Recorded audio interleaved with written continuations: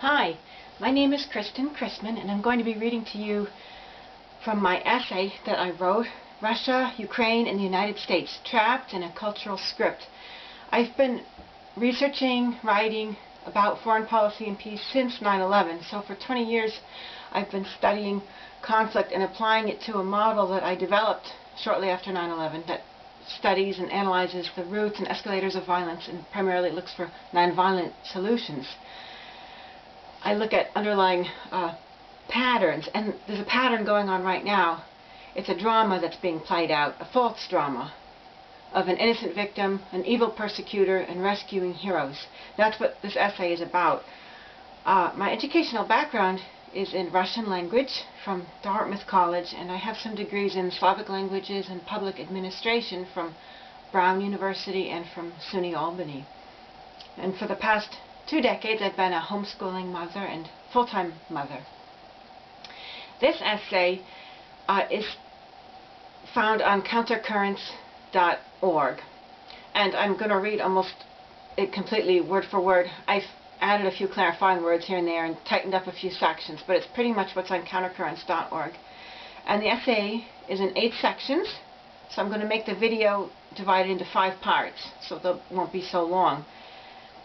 The endnotes are also on Countercurrents, so if you want to see the sources, because I have 93 endnotes here, you can look on countercurrents.org. And thank you for listening. It's very, very important. Compassion for Ukrainians victimized by Russia's violence demonstrates that human hearts care. However, beneath the visible current of compassion, there's an alarming, dangerous dynamic at play.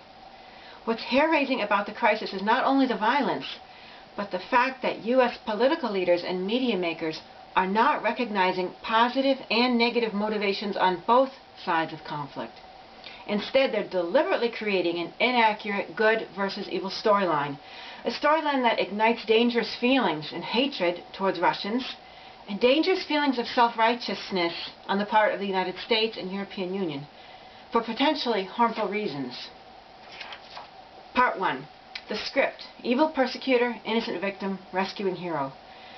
Since its inception, the U.S. government has perpetually perceived and advertised its role in conflict as that of a heroic rescuer or innocent victim, upholding humanity and freedom in a fight against malicious, lying, evil persecutors.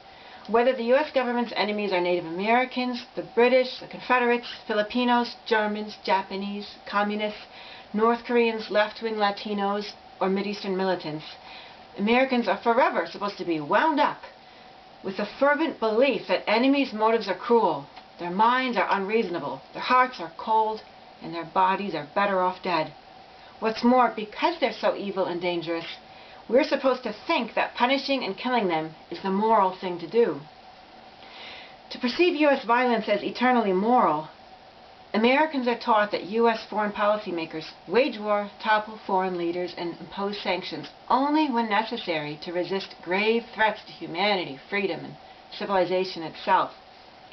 This belief that a noble hero must use violence to rescue an innocent victim from an evil persecutor is what psychological analysts Muriel James and Dorothy Jongward call the cultural script. But consider U.S. history. A timeline of U.S. wars against Native Americans covering the years 1776 to 1890 reveals only 30 years with no battles. And I'll read them. 1796 to 1810, 1815 to 16, 1819 to 22, 1824 to 26, 1828 to 31, and 1833 to 34. That's it. A second timeline of U.S. military conflicts and occupations, not including Native American wars, CIA violence, and proxy wars, reveals only 20 years without violent military engagements. 1784 to 85, 1788 to 90, 1795 to 97, 1811, 1826, 1828 to 30, 1834, 1837, 1845, 1850, 1897, 1977, and 1979. And that's it. Combine these lists, and you'll see that in its 245-year history, a mere 10 years exist without violent U.S. military conflicts. That's 1796 to 97, 1826, 1828 to 30, 1834, 1897, 1977, and 1979. What are the odds of a nation having a 245-year history with a military conflict in every year but 10, and taking part in every one of those conflicts purely on the defense as a heroic rescuer or an innocent victim? Examination of the actual events of these 245 years of U.S. history reveals that the perception of always being a good guy fighting evil is fiction, a psychological construct. In truth, good and bad, truth and lies, invariably exist on both sides of international and national conflicts. It's hard to know where truth resides. It's difficult to know whom to trust, if anyone. But when you see the evil persecutor, innocent victim, and heroic rescuer drama played out on the front pages of mainstream media and in our political leaders' statements, it's a definite tip-off that you're not receiving comprehensive truth. You're getting only half-truths, misleading statements, carefully framed perspectives, and probably quite a few lies. To support the script that good is all on one side of conflict and evil on the other, thus justifying their hostility, U.S. policymakers have had to perpetually twist and bend the truth beyond the snapping point. In fact, U.S. policymakers' pattern of relentlessly legitimizing their violence, deadly sanctions, and foreign coups by denying the validity of enemy grievances, hiding their own greed and aggressive motives, refusing to cooperatively negotiate, concealing enemy negotiation offers, fabricating lies, omitting significant facts, using false pretexts, and overlooking the disastrous results of a pseudo-religious faith in the problem-solving magic of weapons, is so predictable that it's hard to decide whether it's more enraging, pathetic, boring, or nauseating. Part 2. Brzezinski's baiting of the USSR. Consider one relevant conflict from 40 years ago. The USSR is cast in the role of the evil persecutor. Afghans play the innocent victims. And Afghan Arab holy warriors, the Mujahideen, armed and funded by the U.S., Saudi Arabia, Egypt, and China, star as the rescuing heroes. At the start of this drama in 1979, President Jimmy Carter, livid over the Soviet invasion of Afghanistan, claimed it was, quote, the greatest threat to peace since the Second World War, end quote. Incidentally, this alarmist remark, which ignores quite a bit of history, is nearly identical to Biden's remarks today. Actually, Afghanistan's Marxist government, which had been trying to reform the extreme, unjust inequalities of wealth and land ownership in Afghanistan, had requested Soviet assistance against insurgents, but the USSR, the evil persecutor, didn't want to send troops. When the Soviets finally complied, they explained it was because of secret U.S. involvement in Afghanistan. The world called the Soviets liars. 2 decades later, U.S. National Security Advisor Zbigniew Brzezinski admitted that Carter had begun aiding the insurgent Mujahideen, the heroes, 6 months prior to the entry of the persecutors, the Soviets. A delighted Brzezinski knew this could provoke the Soviets to invade and get mired in their own Vietnam. Convinced of Soviet evil and Mujahideen goodness, U.S. policymakers ignored that the Mujahideen skinned Soviet POWs alive. What type of heroic rescue operation is it if the heroes are the ones provoking the persecutors to invade and attack the victims?